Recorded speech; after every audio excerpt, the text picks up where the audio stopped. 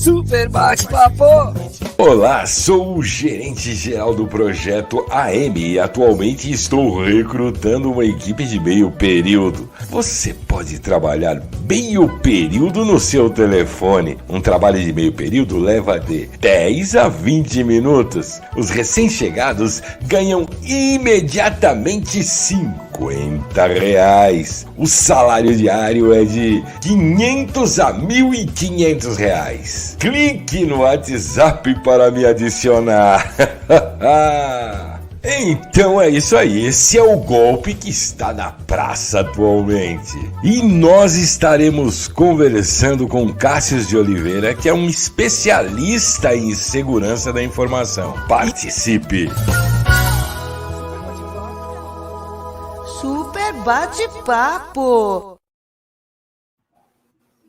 Opa, olha aqui nós chegamos para mais um super bate-papo. Aê, já estamos aqui na tela. É o seguinte, esse super bate-papo aqui, Natália, será muito especial. Por quê? Porque a gente vai falar de um assunto que não podia ter mais a ver com a gente, né? Que fazemos tantas lives, né? Nós vamos falar sobre tecnologia, segurança da informação, que é o que hoje basicamente tem permeado as comunicações, né? E nós não estamos fora desse mundo, né, Natália? E nosso entrevistado é o Cássio Bozius. É formado em Engenharia Elétrica pela Escola Politécnica da USP, estudou Ciência da Comunicação na Technische Universidade Darmstadt, na Alemanha, e é doutorando na Universidade Rennes, na França. Cássius, bem-vindo, boa noite. Fala um pouco de você e das suas considerações iniciais, e aí a gente vamos em frente. Bem-vindo. Muito obrigado. Primeira coisa que eu quero falar, antes mesmo de falar de mim, é agradecer o convite. Eu conheço esse projeto desde que ele nasceu, acompanho vocês e é uma honra estar aqui para fazer aquele super bate-papo, né? E para me apresentar assim rapidamente, eu fiz engenharia da computação.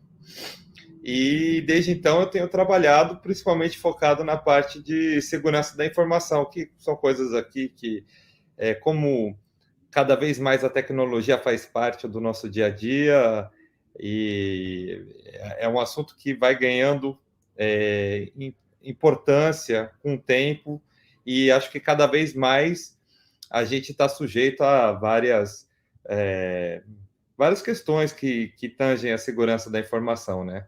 Muito mais do que 10 anos atrás, que antes o nosso celular, por exemplo, servia para telefonar e jogar o joguinho da cobrinha, né? Então, muita coisa mudou desde então. Você sabe se tem golpes relacionados à promessa de cursos no exterior ou algo nesse sentido? É uma boa pergunta. Eu ainda não vi, mas eu não duvido que tenha. Eu acho que tem que... Aí já uma resposta bem genérica é quando a esmola é boa, todo santo desconfia, né? Então, eu não vi. Particularmente, não lembro de ter visto. Mas eu acho que deve ter. Umas propagandas aparecem para mim no Instagram, umas coisas do tipo, de pessoas falando, ajudo a estudar e morar no exterior. Eu já fico sempre com um pezinho atrás com esse tipo de coisa. Então, não duvidaria nada se algumas dessas também não fosse golpe. Depende. Só ver. Se tiver muita gente querendo ir para o exterior, logo aparece alguém que vai pensar nisso. Então, eu ainda não vi. Aqui tem muito assim, que fala assim, né, Natália? Eu falo assim, faça doutorado em 6 meses. Né? Não tem isso lá? Lá na França? Na França, né? Lá é diferente, né? Eu acho que aqui lá tem muita. Eu acho que o Brasil ele é um ambiente propício para golpes, porque a gente é muito avançado nessa arte, viu? Aqui, lá eles ainda estão descobrindo outras coisas, sabe? Mas falando assim, no geral tem essas malandragens? Tem, mas é o que eu Quando tô a pessoa querendo está falar. vivendo ali, não sei que tipo de malandragem que tem. Não, lá tem muito. Sabe que tem muito lá? Vem da. Aqui, por exemplo, coisa de Mercado Livre. Lá é o site mais famoso, é o Le Bon Coin. E Ah, aí eles colocam coisa para vender, e aí começa a falar com você. Ah, não, porque isso aqui. Coloca num precinho muito bom, né? Ah, não, porque eu vou te mandar. Não, E aí inventa uma história gigante depois. Ah, não, mas você pode me pagar? Pô, me paga aqui nessa moeda aqui. Você coloca dinheiro no cartão, sabe? E aí você me passa o número no cartão e eu já vou te mandar. Então tem muito. Lá também tem questão que a gente estava falando de alojamento, tem muito golpe para alojamento. Como é difícil você encontrar aluguel e tudo mais, eles vão falar assim, eles vão colocar um anúncio bem bonito e, e aí fala, ó, se você quiser, você tem muita procura e aí você tem que me pagar o calção agora, sabe? Antes de você ir visitar. É, às vezes ele até marca uma visita. Ele só fala, ó, a visita é quinta-feira. Aí você aham. está na segunda-feira, aí na quarta-feira ele vai falar: olha, tem alguém aqui interessado? Se você me pagar agora, eu reservo para você. E aí isso é uma outro tipo de golpe que tem bastante. É legal aí que o Luiz está chegando aí, direto dos Estados Unidos, o Luizão. E ontem ele já estava me contando um negócio interessante. Quando você falou do Mercado Livre, eu lembrei que ele viu um julgamento que o cara tinha comprado um celular por R$ 1. Um celular varia US$ 1.500, ele pagou R$ 1. Só que ele recebeu a foto do celular. Como é que fez isso aí?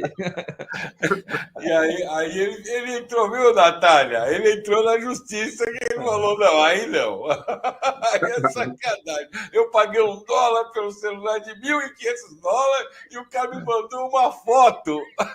Aí tava lá dizendo: olha, você vai comprar a foto. Mas estava no meio dos celulares, lá, sei lá o que, né, Luiz? É, mas é normal, né? O pessoal realmente não lê o que está a descrição. Primeiro, boa tarde, doutor Cássio Pôzios. Como é que está o senhor? Tudo bem? Boa tarde, senhor Luiz Podes. Porque Tudo aqui já bom? está boa noite. Né? Ok. Então, o que é importante, inclusive na sua área, isso acontece muito, né? Que eu estava vendo uma forma que o pessoal faz para quebrar a segurança de uma. Assim, você faz todo o trabalho de segurança, aí você está com um cara trabalhando com você, ele recebe um e-mail, e nesse e-mail, onde está o número 3 aparece o número 8 no e-mail, aí ele acaba achando que está conversando com o chefe dele, mas ele, na realidade, está conversando com um cara que está roubando a password, Sim, né? Como sim. é que isso funciona? Como é que eu consigo entrar assim num sistema, roubar as passwords somente trocando uma letra no e-mail, ou mesmo criando uma internet e colocando uma letra diferente? Como é que é isso? Isso daí é o que a gente costuma dizer, né? Quem trabalha com segurança fala que o elo mais fraco é o humano, né? Então você pode ter sistema super protegido, ele é excelente, só que o sistema ele tem que ser operacional. Então as pessoas têm que conseguir usar o sistema. E a pessoa que está operando o sistema, ela pode fazer qualquer coisa. Se você consegue convencer a pessoa que está operando o sistema, te dar o acesso, te dar a fazer o que ela fazer o que você quer, a brecha está ali, né? Então essa é uma questão de gerar confiança. Se o pessoal que vai fazer um ataque, ele vai estudar toda a situação, vai tentar entender quem fala com quem, como é que é a cadeia de confiança ali do processo, e vai tentar entrar nessa cadeia, se imiscuir com esse processo para tentar enganar quem tem que ser enganado. Então, isso acontece muito. Então, tentar também, por exemplo, códigos, né, que os encodings. Quando a gente digita uma letra no teclado, ele é, na realidade, uma sequência binária. Então, você tem os zeros e uns e tudo mais, e é o computador que vai interpretar isso para te mostrar na tela. E aí, às vezes, você tem caracteres que eles são muito próximos, eles são códigos diferentes, então o computador entende que eles são dados diferentes, só que quando a gente visualiza como humano, a gente acha que é a mesma coisa. E aí isso é uma das coisas, um dos ataques que agora já começou a ficar um pouco velho, mas lá para 2015, 2016, começou a surgir bastante, justamente nesse espírito aí de se você consegue enganar a pessoa está achando que está falando com o chefe. Aí o chefe está falando para ele, olha, eu preciso da senha agora urgente, e aí você me passa agora, depois a gente muda. E aí a pessoa acaba passando porque achou que estava falando com o chefe, mas não estava falando com o chefe, estava falando com alguém que queria a senha. Legal. E também tem muito daqueles e-mails, né, Caso, que as pessoas... que, na verdade, o e-mail não tem nada a ver, só que quando ele aparece inicialmente, vem com um nome bonitinho. Então, por exemplo, Netflix, sua conta está em risco. Sim. Só que aí você vê o e-mail, é um e-mail que não tem nada a ver. Isso daí é bastante feito. E isso, assim, algumas coisas para falar sobre isso, que é o grande problema disso é que quando o e-mail foi criado, o protocolo de e-mail, ele não foi pensado com segurança. Ele foi pensado assim, as pessoas mandam cartas, as pessoas vão mandar e-mails, e aí você fala que quando você manda carta, você não põe lá no envelope para quem você está mandando, e qual que é o destinatário, etc. Você põe as informações de quem vai receber e de quem está mandando. E aí o e-mail copiou essa mesma lógica, só que acontece que muito depois que o e-mail foi criado, o e-mail começou a ganhar valor. Então o e-mail agora da Netflix, por exemplo, falando, sua senha, tem que trocar a senha. Eles colocam como se fosse um envelope, eles falam Netflix. Só que, na realidade, não é da Netflix, porque a pessoa, ela declara quem ela é. E esse é o maior problema com a questão de chama phishing, esse tipo de ataque. E aí tem uma crítica a fazer para alguns navegadores ou alguns aplicativos, eles não te mostram qual é o verdadeiro a verdadeira origem, né? Porque você só vê o campo da origem, né? do que a pessoa escreveu que ela é. Mas tem como você ver, por exemplo, se você coloca o mouse em cima lá da onde está o e-mail, seria o nome da pessoa. Onde você coloca, ao invés de você coloca o mouse em cima e aí do nome, às vezes ele te mostra um e-mail que não tem nada a ver com aquele. E aí você fala, tá bom, agora entendi, não é a Netflix, é um e-mail qualquer e o cara tá falando que é Netflix. Eu costumava receber um tempo atrás, agora parou, mas vinha como se fosse de tribunal, falando, saiu uma intimação em seu nome. Sim. E assim, como advogada, a gente vê intimação, você fica... Eu nunca abri, porque eu sempre tenho receio desses e-mails estranhos, mas eu conheço pessoas que abriram e, na verdade, era uma tentativa de invasão do computador. Fiscal, chegou a dar problema no escritório, porque a pessoa abriu no computador do escritório e era uma tentativa de invasão de sistema mesmo. E aí, não sei se era no e-mail profissional, no e-mail de advogado, de escritório de advogado ou e-mail pessoal? Porque tem e-mail pessoal também. Esse foi e-mail pessoal. Era e-mail pessoal, mas que era usado para trabalho, né? Não era um e-mail do escritório, mas era um e-mail voltado. Porque tem alguns temas. No geral, os temas que são usados para phishing, eles são temas sempre muito urgentes, assim. Então, para criar para você não ter tempo de pensar. Então, saiu uma intimação no seu nome, tem a polícia tá te procurando, tem o... Eu tenho a fotografia dele, ele com ela. Tudo são coisas para você... Opa, agora eu vou clicar aqui, eu tenho que ver isso aqui antes que... para gerar isso, esse impulso de você ir lá e clicar. Isso é bem... No geral, é o seguinte, se você está com muito... Se aquela coisa ela te tenta muito, deve ser golpe. E como é que a gente faz, então? Como é que a gente tem que agir? Eu recebo vários e-mails. Como é que eu vou saber qual que é? Por exemplo, eu vivo colocando e-mail na caixa de spam. Falo spam. Mas no outro dia aparece o mesmo com uma letrinha diferente, de novo. Tem algumas coisas, assim. Uma dica inicial que eu daria, que eu acho que poucas pessoas fazem, mas seria de você ter diferentes e-mails. Aproveitar que a gente não paga nada para ter e-mail, né? Então você ter um e-mail que é para só coisa importante, só para o seu banco, e que você não usa em lugar nenhum. Um e-mail que você vai usar para redes sociais, um e-mail que você usa um pouco mais para comunicação com próximos, e um e-mail que você vai usar, sabe assim, você chegou, tem que acessar... você quer jogar joguinho? Eu quero jogar joguinho. Aí você põe aquele e-mail, que é o e-mail do joguinho. Aquele e-mail, ele vai receber muito spam. Então, isso daí já vai dar uma limpada e você já sabe, recebi um e-mail no e-mail que é do banco, que é um e-mail que ele só serve para isso. Então, você já sabe que ali talvez seja. Tá? Ainda tem que ter vários níveis, né?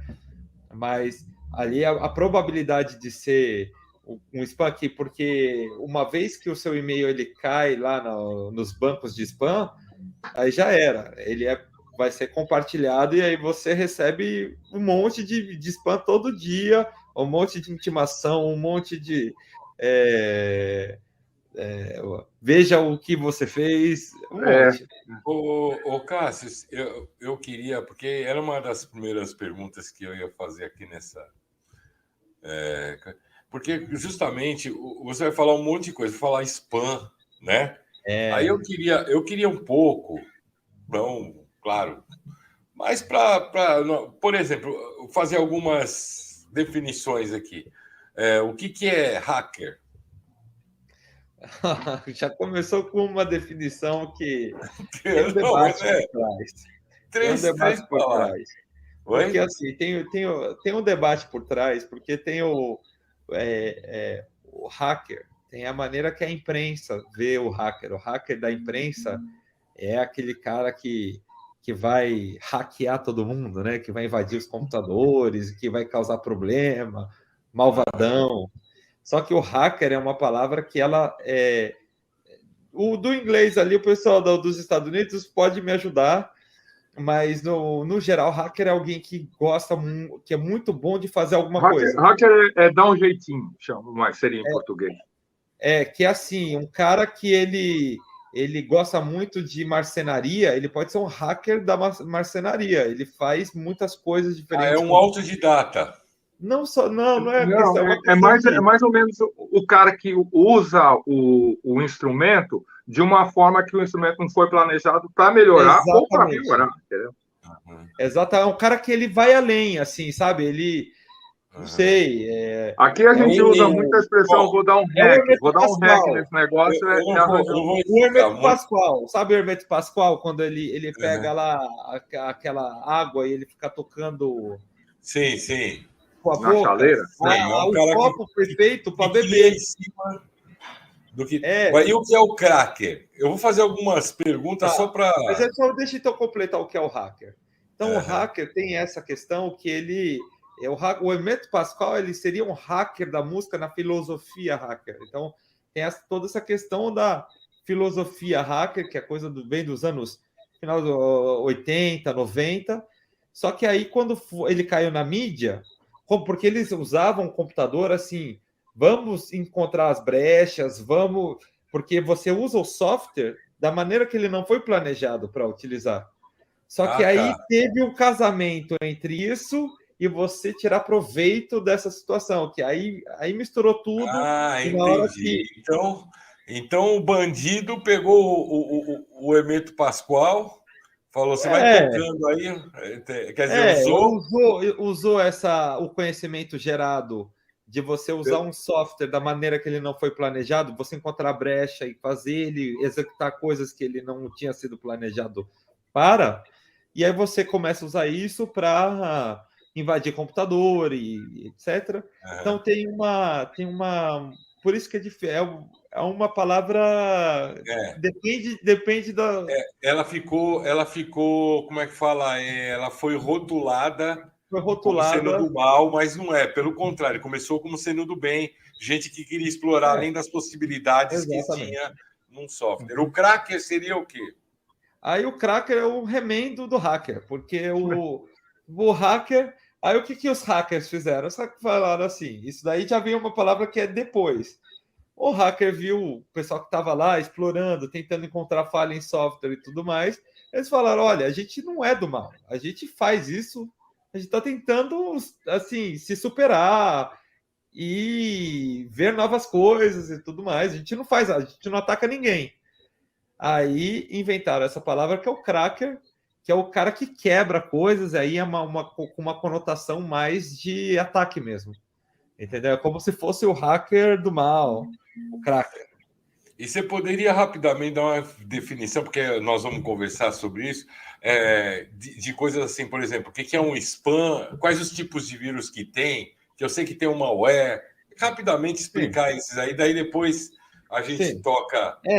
O spam, ele é o e-mail indesejado, né? Então, são e-mails que é como a mala direta, sabe? Que a gente tem na casa e aí recebe o folheto não sei de onde, porque um dia você foi lá no supermercado e aí eles começam a te mandar e falam, mas não quero mais.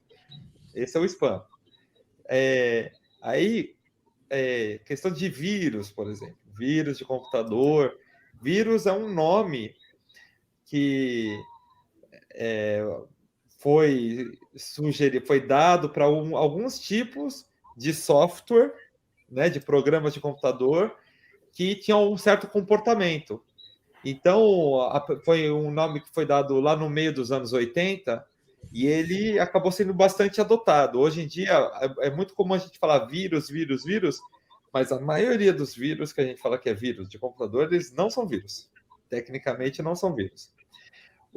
A palavra mais ampla para programas que são maliciosos é o malware. Malware vem justamente de malicious software, ou seja, software malicioso. Então, o malware ele é o genérico. Vírus é um tipo de malware. Aí tem vários outros tipos de malware. Um tipo de malware hoje em dia que está causando bastante preocupação, bastante estrago, é o ransomware. Ransom, em inglês, como é que fala? Resgate, exatamente. Então, o ransomware, ele tenta sequestrar os dados. Então, ele vai lá, vai encriptar todo o seu computador, todos os seus dados. Ele fala assim, se você quiser liberar, você pode me pagar aqui, geralmente em criptomoeda, você me paga tanto e eu vou decriptar, vou tirar essa criptografia que eu coloquei nos seus dados. Então, essa hoje é alguns tipos de malware que são mais preocupantes, né? Que no mundo lá dos negócios tem causado muitos problemas. Em 2017 e 2018, tiveram vários ataques desses a escritórios de advocacia aqui em São Paulo. Então, de você ligar o seu computador e não conseguir fazer absolutamente nada. Eu lembro em Agora... 2017, por exemplo, para puxar esse gancho, corrija se foi 2017 ou 2016, mas acho que foi 2017. Teve o caso do WannaCry. O WannaCry foi um ataque mundial que eles utilizaram códigos que foram roubados lá da NSA, que é uma agência de inteligência americana, e eles exploravam vulnerabilidades, e a maior parte lá dos computadores que estavam conectados na internet estavam com essa vulnerabilidade. E aí, sozinho, eles infectavam uma máquina, eles encriptavam os dados, e depois o software sozinho já procurava outras máquinas para infectar. Então, tinha esse efeito em cadeia. E eu lembro que aqui no Brasil teve vários problemas e o TJ teve que desligar todo o parque de máquinas. Então, você imagina assim, mais de 20 mil máquinas sendo desligadas, o famoso DDoS. Você liga e desliga lá no dedo.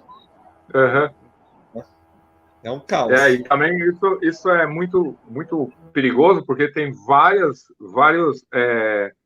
controladores, né? Por exemplo, avião, trem, usina nuclear, que ele é controlado automaticamente pelo computador. Se você desliga, então, às vezes, medir pressão, temperatura, esse negócio pode causar problemas, né? Tem. No geral, esse tipo de software, eles são isolados, então eles não estão conectados à internet. No entanto, há exemplos aí de infecções. Por exemplo, o exemplo mais famoso é o Stuxnet, foi em 2010, que foi dito que são os americanos, junto com os israelenses, que criaram esse código que para mexer com programas de controladores industriais, para infectar o programa de enriquecimento de urânio lá do Irã. E aí eles mudavam ligeiramente a velocidade de rotação, e era uma velocidade de rotação que não deixava enriquecer o urânio. Então, isso daí fez com que o programa lá de enriquecimento de urânio dos iranianos atrasassem vários meses. Para enriquecer urânio, é necessário você colocar numa centrifugadora. Essa centrifugadora alemã, eles tinham acesso aos códigos de identidade. Cada software, cada equipamento que é controlado por programas, eles são criados diretamente na fábrica. Esses programas, eles só aceitam updates se ele for um update que vem com certificado. Esse certificado tem que ser daquela fábrica. E eles conseguiram entrar. E essa centrifugadora começou a rodar muito mais rápido do que era e quebrou fisicamente a máquina. Exato. Muito, muito interessante. Uma das coisas que é impressionante é que eles conseguiram esse certificado. Além disso, eles exploraram algumas falhas que eram desconhecidas. Então, assim, um ataque bem sofisticado. E, para completar, o seguinte, eles não poderiam, como o sistema não estava conectado na internet, não dava, o caso do WannaCry não teria feito nenhuma diferença, porque é um sistema isolado. Só que o vetor de ataque era um pendrive. É um ser humano, novamente, né? O problema está entre o keyboard e a cadeira. E aí conseguiram fazer com que um pendrive infectado fosse colocado numa máquina. Essa máquina foi infectada, e dentro da máquina ele infectou o sistema, ou seja, é um ataque muito sofisticado. Para falar que as possibilidades... Mas agora, deixa eu colocar um negócio que o Alberto perguntou. Eu tenho um Norton no meu computador. Sabe, eu coloco esse Norton, ele ocupa pelo menos metade da memória do meu computador para rodar esse Norton, que é um programa aí que todo dia ele me acha pelo menos 50 vírus diferentes, que ele me fala, estou te protegendo, roda mais devagar, atrapalha, enche o saco. Vale a pena ter esse antivírus? Vale a pena? Qual é Eu não entendo isso aí. Como é que é? Melhor ter um antivírus? Vou falar o seguinte, isso daí também tem que desmistificar várias coisas. Tem que desmistificar tanto de um lado em que não adianta você instalar um software de proteção que você está livre de problemas. Isso daí é uma coisa que tem que ser desmistificada.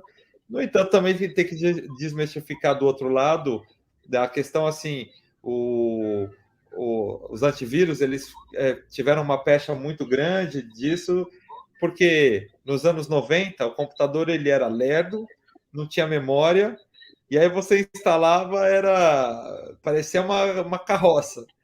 Hoje em dia os antivírus tem antivírus que não vai pesar, ele já tem 30 anos que existem, então tem diversos módulos, não é para ele pesar no computador. Então, combinando uma coisa com outra, eu acho que vale a pena, apesar que eu já tenho um ditado aí, e também que quem trabalha fala que, com segurança, fala que o melhor antivírus é você mesmo.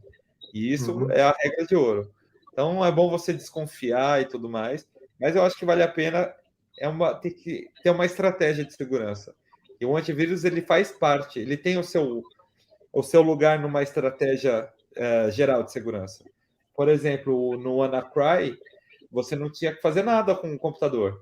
No WannaCry, o seu computador era só ele estar conectado na rede. Se algum outro computador infectado tentasse comunicar com ele ia ser infectado sozinho. E nessa... que nem o Sexta-feira 13? Sexta-feira 13, para mim, é um filme. Qual que é o Sexta-feira 13, quando eu era hacker, em 1900 e nada, ele tinha esse vírus que na sexta-feira 13, se você estivesse conectado com um outro computador, o seu computador ficava infectado. Então, na sexta-feira 13, ele abria, mas era um vírus babaca, que ele só aparecia e falava... Esse é vírus dos anos 90, isso aí. É que nem o Michelangelo. Michelangelo é de 92, que agora, eu não sei mais qual que é o aniversário dele, mas no dia do aniversário dele, o Michelangelo, ele arregaçava o seu computador. E aí, nesse caso, você ter um software de proteção, ele pode te ajudar, pode te salvar ali vários dados, várias dores de cabeça, então, por que não? Mas tudo na sua medida. Então, tem a questão da medida, você escolher algo que seja conveniente, algo que não impeça você de utilizar o computador. Eu estou aqui falando com vocês e tem antivírus instalado no meu computador. E estou falando, estou usando normalmente. E agora, também não é porque você... eu tenho aqui, não vou ser mais infectado, posso fazer... Não, também não é assim. Então, mas eu acho que esse negócio que você falou, né? A gente tem mesmo que se prevenir no fato de ter 2 ou 3 diferentes contas. Eu tenho o meu e-mail, eu tenho o meu e-mail para joguinho, o meu e-mail para trabalho, eu tenho todos os meus e-mails que eu uso. E, inclusive, eu uso o Tor, que é uma maneira de, quando eu quero ir para algum site, que é realmente que eu não quero ter privacidade, eu uso o meu search engine, o meu... Como é que chama? É o motor de busca. Você usa o seu Google. Não é o Google, eu tenho o Google Chrome, tem o navegador. O meu navegador é o Tor, né? Que o Tor, ele não te fala onde você está e ele fica pulando de um país para outro. E se alguém estiver tentando descobrir onde eu estou, o cara não vai saber da onde é que eu tô usando o computador. Mas, de qualquer maneira, aí a gente fica pensando assim, para que eu tenho que me proteger tanto do NSA, de me vigiar e me encontrar e gravar minhas conversas, saber o que está acontecendo, e os hackers e o caramba 4, se ao mesmo tempo, quando eu pago um ransom para alguém, ninguém sabe onde é que esse cara está. Como é que eles...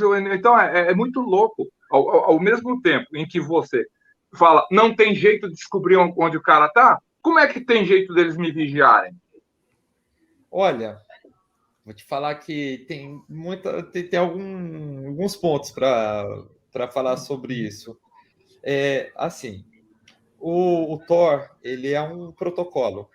Então, você tem o Tor, que se você for lá no site lá do Tor, tem o navegador, que eles preparam para você poder usar isso facilmente, mas ele não deixa, ele é apenas um protocolo e ele é uma espécie de uma VPN. VPN é Virtual Private Net, é uma rede privada virtual.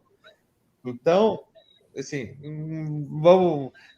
não vou entrar em detalhes de como funciona em redes, mas ele funciona, o Tor, com nós.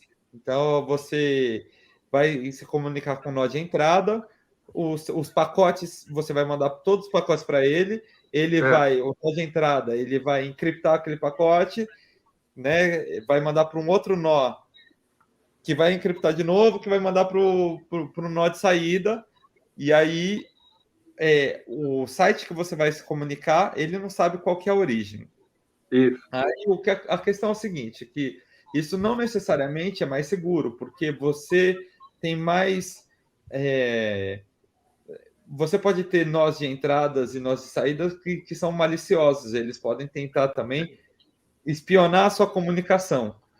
E justamente porque eu estou usando esse tipo de sistema, ele fala, opa, deixa eu dar uma olhada quem é esse cara. Ou ele pode trocar conteúdo, sabe? Ele pode falar assim, eu vou... Na hora que você vai receber, como você não recebe direto lá da fonte, né, do seu site direto, ele pode trocar uma informação com outra e que seja uma informação que é para te causar algum dano. Isso pode acontecer. No SQL. O SQL é um banco de dados, mas aí o que eu quero dizer é o seguinte: a computação ela é feita de camadas. E o Tor, ele é uma camada que o que ele vai te prometer é privacidade e não segurança necessariamente. E aí, para você conseguir ter mais segurança, você tem que prestar atenção a outras coisas. Por exemplo, os sites que são seguros, que têm privacidade, eles têm aquele cadeadinho, o famoso SSL. Se você olhar lá em cima, o HTTPS, o S seguro.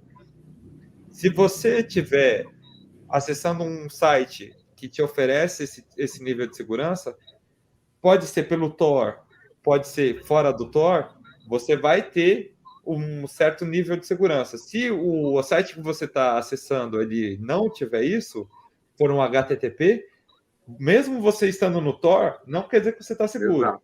Exato. O site que você está acessando, ele não sabe de onde veio a requisição, mas algum nó do meio lá do Tor, ele pode alterar o conteúdo e você pode acabar tendo algum problema. Infecção, Agora, Natália. Aproveitando, né, Cássio, você está falando dessa questão dos antivírus, eu vou puxando aqui uma pergunta feita pelo Alberto, que ele está perguntando se os antivírus que são gratuitos já ajudam ou só os que pagam que são bons antivírus. E aí também para você comentar sobre as diferenças de antivírus. Tem antivírus que servem para determinada função, como que eles funcionam? Bom,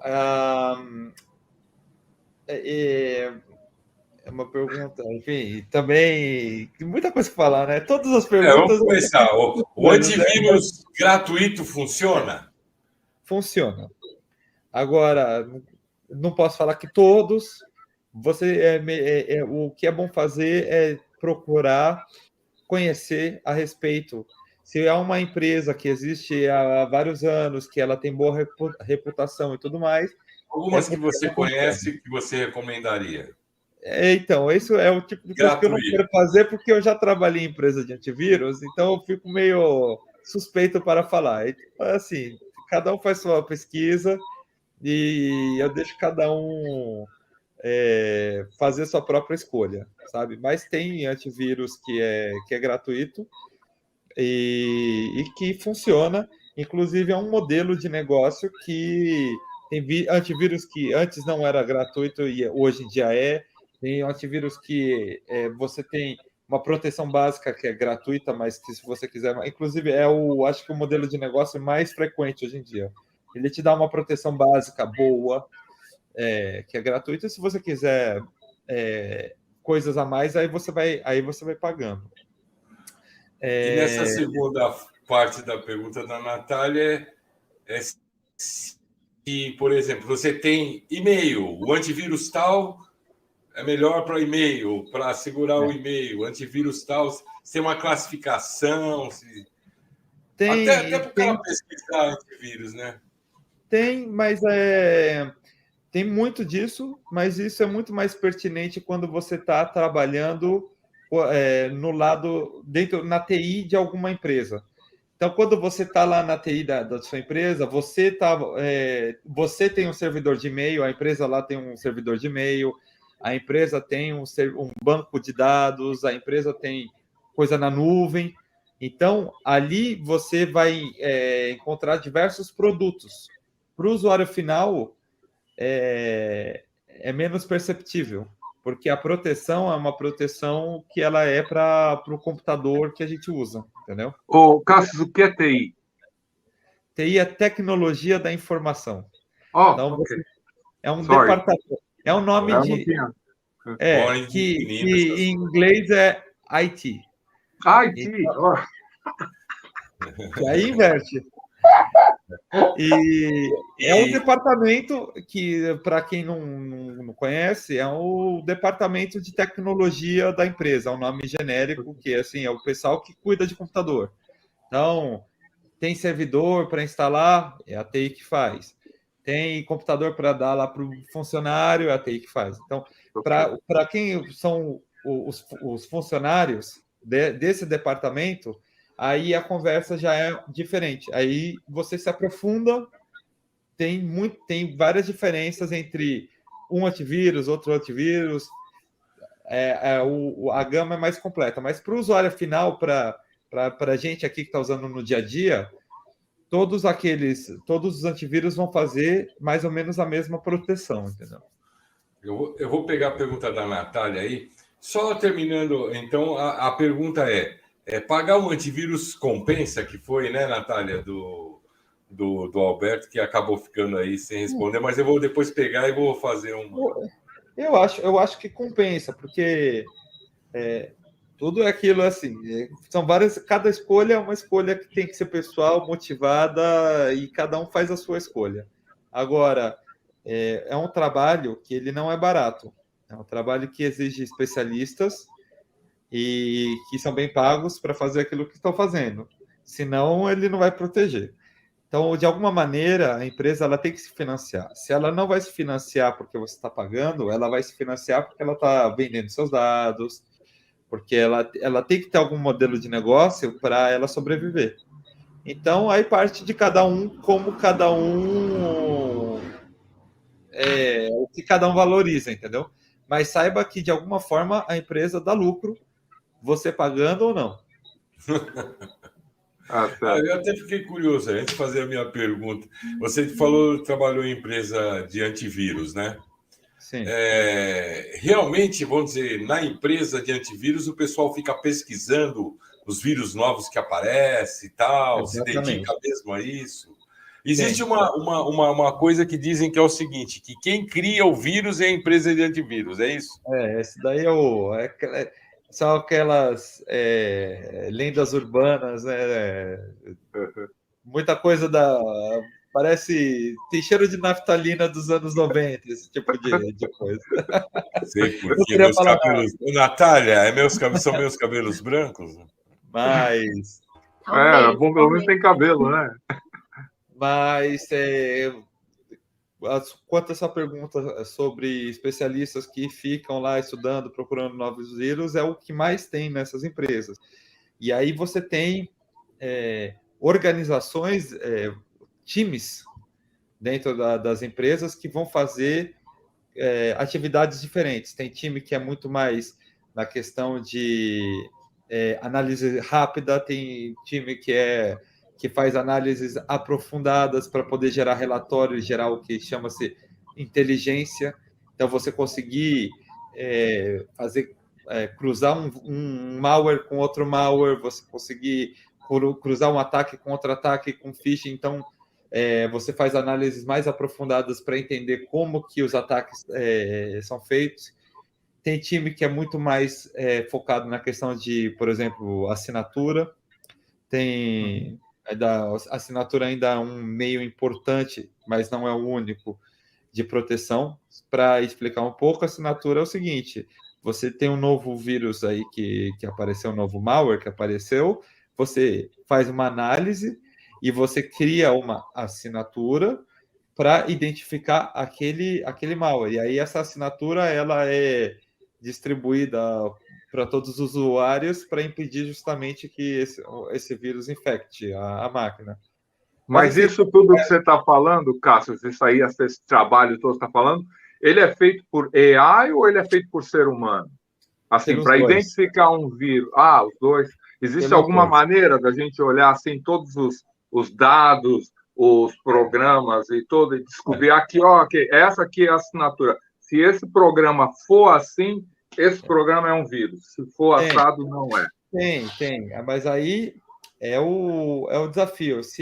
Esse é um problema que ainda não foi 100% resolvido, senão eu não estaria fazendo doutorado. Meu doutorado é muito nessa área, é muito focado nessa questão. Né? Eu faço doutorado em classificação de malware. Então, o objetivo do meu doutorado é você conseguir utilizar o máximo possível inteligência artificial, inclusive AI, para quem não sabe, é Artificial Intelligence, ou seja, a inteligência artificial, e você conseguir usar o máximo possível a análise automatizada, mas ainda não existe um jeito 100% automatizado de você classificar os malwares, de você saber, esse software aqui ele é malicioso, ou esse aqui não é. Por quê? E aí eu vou ser bem breve, porque o que, pelo menos o meu argumento é que ser malicioso ou não, ele depende de contexto, de uso, da intenção, e é algo que tem um cunho mais, entre aspas, social, do que algo puramente técnico. Você pode ter o mesmo software que ele é usado de um jeito, ele é bom, ele usado de outro jeito, ele é ruim. Eu vou dar um exemplo. Tem o TeamViewer. TeamViewer, ele serve para dar manutenção no seu computador. Então, eu consigo... eu tenho lá, de novo, o técnico de TI. O usuário está com problema no computador. O técnico vira e fala, olha, me dá aí o número aqui do seu computador, do TeamViewer. E aí ele consegue entrar na máquina e usar a máquina. E ele resolve o usuário. Ele entra na máquina...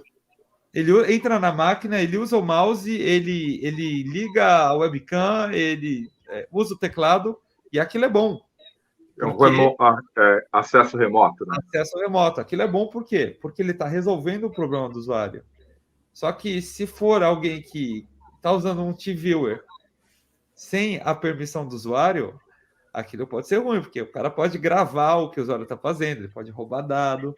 Então, tem uma questão, um lado social do contexto, e isso, para explicar para a máquina, não dá. É uma coisa que depende muito do humano mesmo, sabe?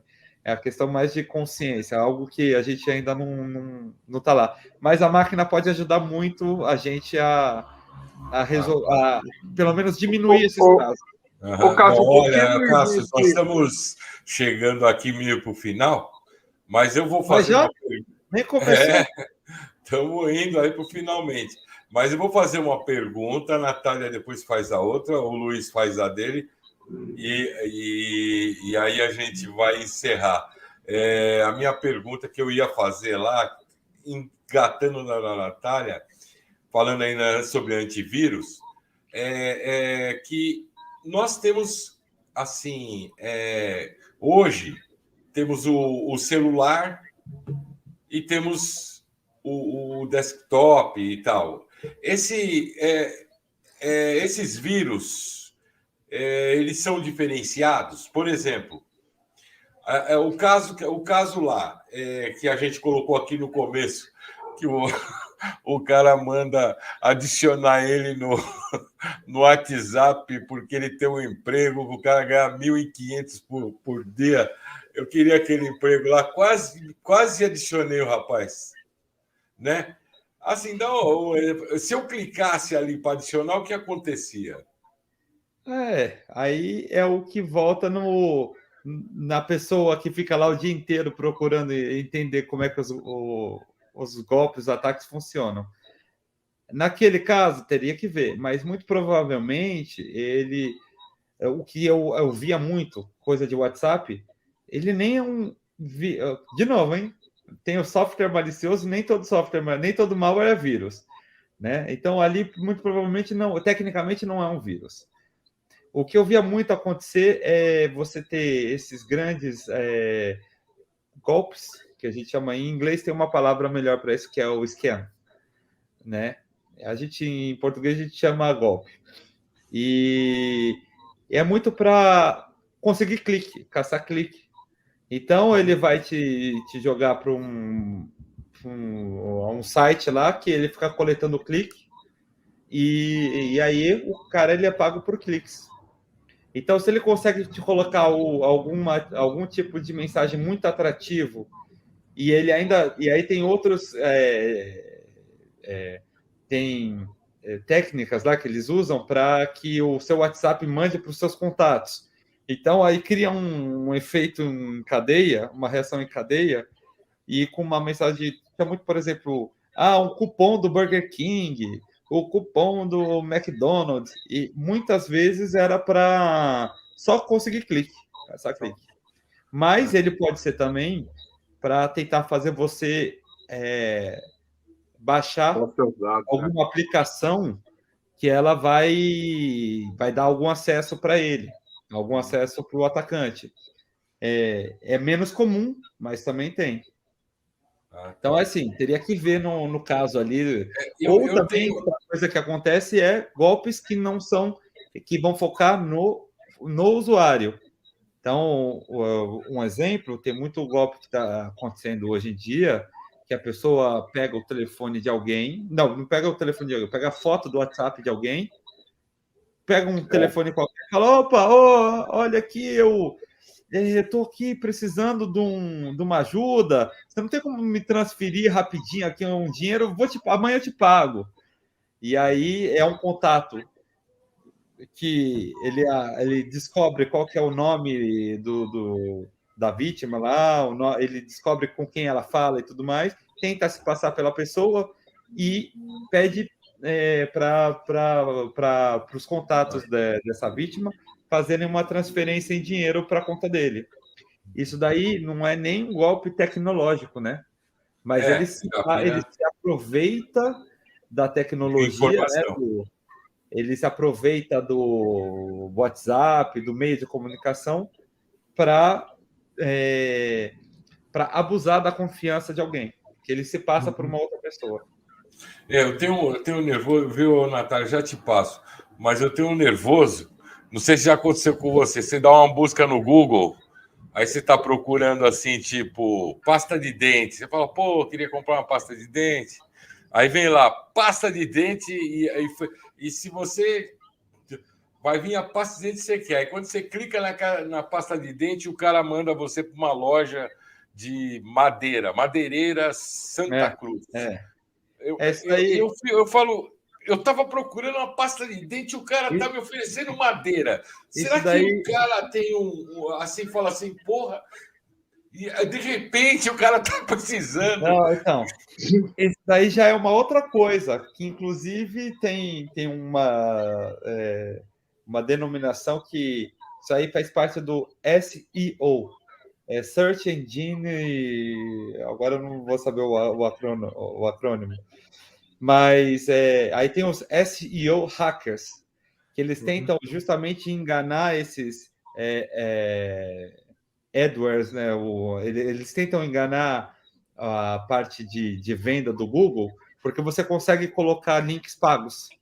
E aí eles tentam fazer com que o link, independente da pesquisa que você faça, o link deles apareça na primeira página.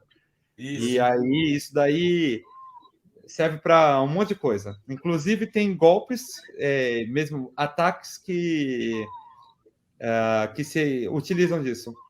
É o famoso malvertising, que é a junção, de novo, de malicious com advertising. Então, é a Então você dá propaganda. uma busca no Google, pelo que eu estou entendendo, você dá uma busca no Google, pasta de dente, vem lá pasta de dente. Vem pasta Aí de você- dente, clica e ele já abre um download lá na sua máquina, já faz um download rapidinho de alguma coisa, e você vai falar, o que foi isso? Aí você dá 2 cliques, é um malware, entendeu? Tem muito E você consegue identificar isso ou não? Só depois que você dançou? Aí por exemplo, se você tiver um antivírus, pode ser a tarefa do antivírus é ele Ele identificar. vê que o que você está baixando é malicioso, e aí ele já não deixa você baixar. Essa é a tarefa dele. Agora, como tudo na vida, nem tudo é perfeito, né? Pode ser que o software lá, o malware que ele está baixando, seja desconhecido pelo antivírus. Pode ser. Mas isso aí também é da tua área, o caso da área de informação? Isso tudo faz parte. Isso daí tudo faz parte de segurança da Aqui deixa informação. eu te contar uma coisa e ver se isso faz parte. Aqui o que me aconteceu, há uns 4 meses atrás, alguém me ofereceu um serviço pela internet, falando para mim, olha, o negócio é o seguinte, o nosso serviço é bom pra caramba, você pega aqui, você experimenta por 2, 3 semanas, de graça, se você quiser, você usa, se não quiser, você não precisa pagar nada. Aí eu estava olhando, eu estava lendo, o que eles fazem? Eles pegam o meu business, que ele tem muito sucesso, muitas ligações, e aí eu começo a receber um monte de ligação de graça pela internet. Sim. E aí ele pega aquele número que ele quer me vender, como eu tenho muito business, aí eles registram que esse número é um número que recebe muitas ligações de tal e tal cliente. Eles gravam quais números que eles receberam, são os meus clientes, e aí eles vendem esse número para um advogado que acabou de entrar no negócio, sim, já falou, esse número aqui é um número bom para esse tipo de serviço legal, que tem vários, por exemplo, se você olhar aqui o record desse número, recebe 70, 80 ligações por mês, entendeu? Isso é totalmente dentro da minha área, porque o objetivo final da parte do nosso trabalho é conseguir fazer com que a internet ela seja a mais confiável possível. Uhum. Então, é você conseguir justamente desvendar esse tipo de golpe. Isso é uma espécie de um golpe. Ele não como falar, na superfície, tá tudo bem. É alguém te oferecendo um serviço de graça, aí eu sou obrigado a comprar o serviço dele, porque se eu não comprar, ele vai vender todo mundo.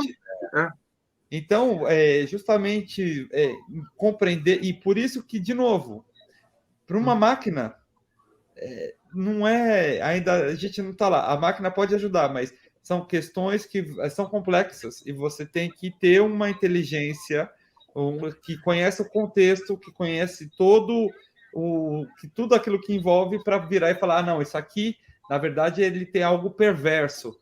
E aí, nessa perversão... entendo. É inventar uma máquina que fala por que o meu tio era príncipe lá na África. Exato. Agora... Tem muito... A segurança da informação, ela depende muito de inteligência humana e como tem muito malware é software, também tem uma parte técnica muito forte. Mas não é só parte técnica, não é só análise de programa. Também, é uma parte muito importante, mas você conseguir entender todo o contexto, entender o que está se passando é o essencial, né? Vamos lá, Natália, sua questão, depois aí, Luiz, você pode fazer para a gente encerrar. Bom, Racis, com a pandemia, né, a gente viu muita gente fazendo muito mais coisas remotas. Por exemplo, eu mesma trabalho remota já há quase 3 anos. E com isso, a tecnologia com certeza ajudou em muita coisa. Mas também de alguma forma, as pessoas ficaram um pouco mais vulneráveis também a ataques por malware, vírus, enfim. Queria que você desse um pouquinho a sua opinião sobre isso, que você presenciou nesse tempo de pandemia. Então, olha, eu vou até estender um pouco mais vou dar um zoom, desumar um pouco para falar sobre essa questão da tecnologia na nossa vida. Então, a pandemia, ela só acelerou um processo que já estava acontecendo, que é a gente depender cada vez mais de tecnologia. Então, quando eu estava na escola, era caderno, lápis, e hoje em dia a criança na escola já tem um tablet, entendeu? Então, a gente está cada vez mais conectado e vai ser assim. E a pandemia, ela criou uma urgência, e a solução para que a gente pudesse não estar presente fisicamente era a gente estar presente virtualmente. Então, o que eu acho é que quem já trabalhava nessa área de segurança já sabia todos esses problemas, nada novo, não foi nada foi novo. Mas eu acho que muitas pessoas, muitos usuários se depararam com coisas que já aconteciam, mas começaram, sabe, quando não é mais com alguém, quando passa a acontecer com a gente, aí que foi o diferencial. Isso acelerou a nossa consciência de segurança. Então, entender que a gente precisa ter ambientes confiáveis para a gente poder trabalhar, para a gente poder comunicar com as pessoas. Então, e aí com isso a gente valoriza mais a questão de segurança. Eu acho que tem um ganho aí de interesse dos usuários, de querer se proteger melhor e procurar soluções para problemas que as pessoas passaram a ter. Então, justamente esse apetite aí para se proteger e tudo mais, eu senti que com a pandemia aumentou bastante. Hoje fala-se muito mais de segurança do que se falava há 5 anos, e há 5 anos já se falava muito mais do que se falava há 10 anos. Né? Isso. Um exemplo rápido para dar por exemplo, tem o Fórum de Davos, né? Eles têm um time que fala sobre riscos globais. E nesses tempos atrás eu estava lendo os relatórios de riscos globais. Em 2010, o risco de informação, né, de tecnologia, ele era classificado como risco muito baixo. Todo mundo dizia lá que era de baixo impacto e de baixa probabilidade, ainda por cima. E lá em 2010 eles estavam falando, olha, apesar de ser um risco que foi classificado nas nossas pesquisas como baixo em probabilidade e intensidade, a gente julga que é um risco para se ter no radar, porque a gente vai depender cada vez mais de tecnologia e tudo mais, etc. E assim, se você pegar os outros relatórios da década, a partir de 2013, segurança da informação sempre esteve lá. E aí, agora, hoje em dia, ainda mais, entendeu? É algo porque quando a gente passa a utilizar essa ferramenta no dia a dia e a ferramenta ela dá valor, assim, ela tem um valor, a gente começa a se preocupar com outras coisas que antes eram só teóricas, né? A coisa passa a ser prática. Olha, Cassius, eu vou te falar, antes da pandemia, isso que a gente está fazendo aqui, eu nunca ia perder meu tempo assistindo. É uma coisa assim, você vai, que perda de tempo isso aí, que esse bando de gente, ver o pessoal tocar violão pela internet. Pois eu vou lá no barzinho, mas quando o barzinho fecha... mas no meu caso, por causa eu tenho muito contato com esse tipo de... Eu tinha minhas contas, né, com o TeamViewer, eu tinha minhas contas, eu sei fazer um remote access, né, da Windows. Então, quando aconteceu a pandemia, eu já comecei a fazer tudo isso lá no meu escritório, sem precisar chamar o pessoal do TI, como é que é? Aham. IT. É, TI, porque TI. já eles estavam muito ocupados, cobrando muito caro no É, começo da pandemia, é. e aí você tem que, onde tinha o StreamYard, todas as maneiras de entrar em contato virtualmente, estava caro, difícil, o pessoal não tinha conhecimento, os preços dos computadores subiram, ficou horrível, né? Bom, para mim, como eu estava bem longe também, é uma coisa que eu me vacinei, eu tomei minha segunda vacina, no Brasil o pessoal não tinha tomado nem a primeira ainda, então era muito Então. preocupante, era horrível. Então tinha que me preocupar bastante a dependência muito grande da tecnologia. Eu acho que a cada vez mais vai aumentar, e eu acho que no futuro a gente vai ter muito mais que precisar de pessoas dentro da sua área. Você vê um crescimento muito grande dentro da sua área, uma dependência muito grande do pessoal na área de tecnologia de informação?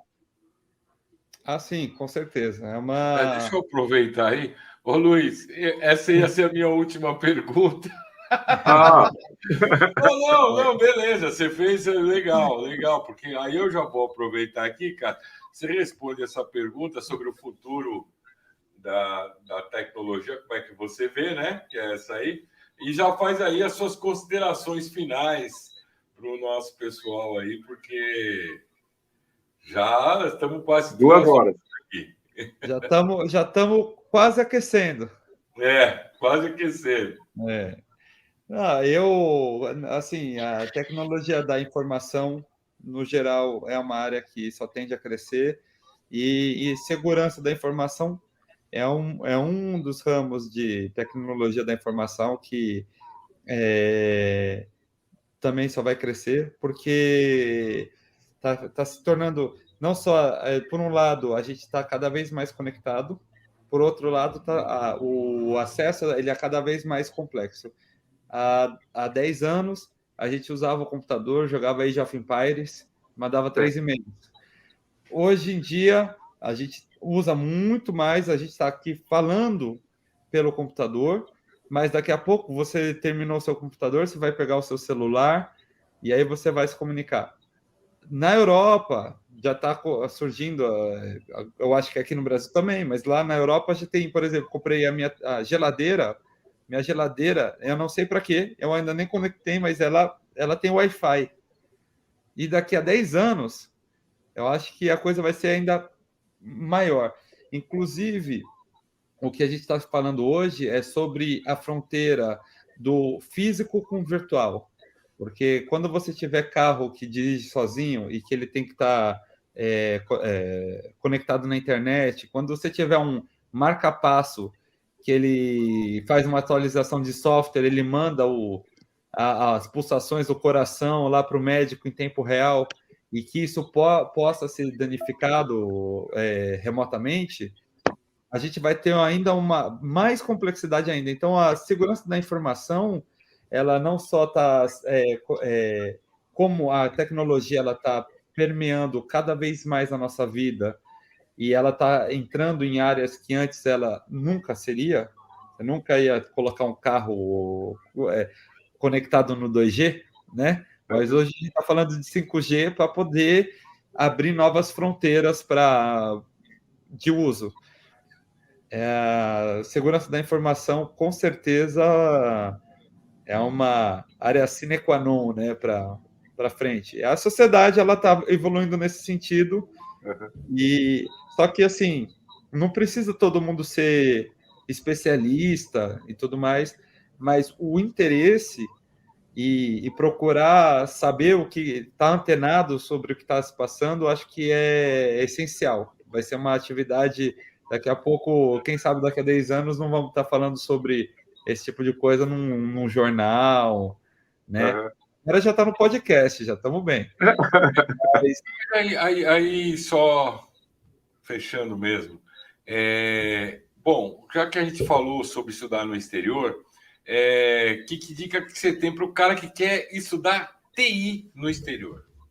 Qual o melhor país, melhor faculdade, essas coisas aí? Tem vários elementos a considerar, né?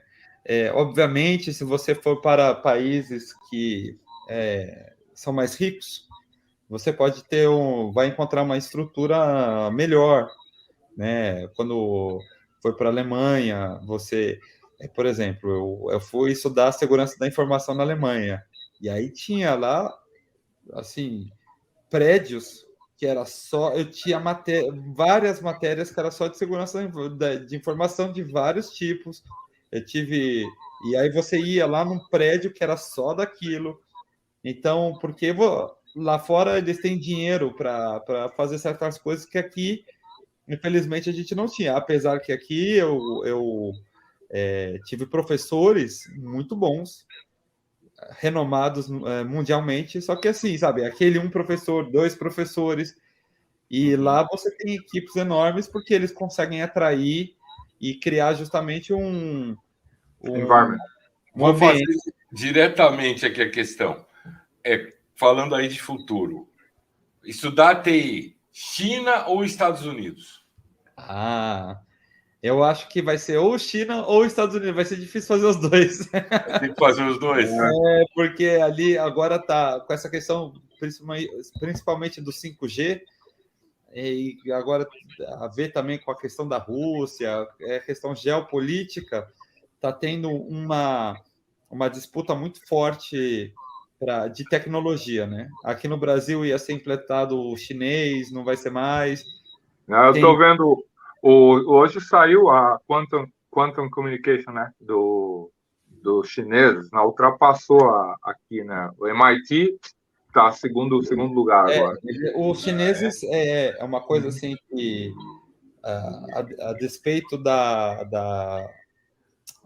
do confronto estratégico, mas uma coisa que é consenso é que a tecnologia dos chineses ela é muito avançada. Eles estão ali, eles enxergaram o 5G antes do resto. Só que também tem que levar em conta que o mundo é assim, ninguém fica parado. A Europa está olhando para o 5G. Não, mas eu vi uma das críticas que eu estava vendo aqui do pessoal nos Estados Unidos, é que como a gente tem a gente é privatizado, né, e a gente tem uma competição, o que acontece é que quando uma faculdade ou uma universidade tem uma técnica que é muito boa, ele tenta não abrir, ele esconde, ele tenta para conseguir mais estudantes, para conseguir mais apoio e estímulo. Enquanto na China, me parece que quando essa faculdade ou universidade tem alguma coisa nova, alguma coisa importante, o governo, ele publicita para o governo dar estímulo, porque o governo dá o estímulo para ele, quanto mais eles têm... Coordenação, a maneira de se trabalhar é completamente diferente. Agora, é difícil de falar do futuro, né? No futuro a gente tem essa competição em Harvard e MIT, então eles tentam fashion, entendeu? Não dá para você poder navegar de um para o outro, entendeu? Aprender o que é bom aqui para depois o que é bom lá, porque eles são fechados, tem contratos de non-disclosure, tem tudo esse negócio. Sim. Vamos lá, então. Cássio, suas considerações finais aí para a gente encerrar. Antes de tudo, eu reitero o meu agradecimento. É um prazer falar com vocês. Já fazia tempo que eu queria falar. E, assim, gostei demais. Acho que foram temas que falam muito de mim, né? Muito da minha vida, assim, faz mais de 10 anos que eu fui morar não faz 10 anos que eu fui morar não há 10 anos que eu morei no exterior, mas já venho morei na Alemanha, moro na França, então vim estudando segurança da informação, trabalho com isso, então para mim é um prazer falar sobre isso. Eu espero que quem tenha nos ouvido tenha conseguido aproveitar, porque eu possa ter dado algumas dicas que sejam valiosas para os ouvintes. E é isso. Eu acho que, no mais, eu deixo aqui o meu Twitter. Quem quiser me seguir lá no Twitter e me mandar mensagem, vou ter o maior prazer em responder. É o Cepodzios, é só pegar meu nome. E é isso. Agradecer demais aí o convite. E Vamos colocar nos comentários aí. Tá. Bom, é isso aí, pessoal. Quem esteve conosco aí nesse início de semana, eu acho que deu para aproveitar bastante aí, né?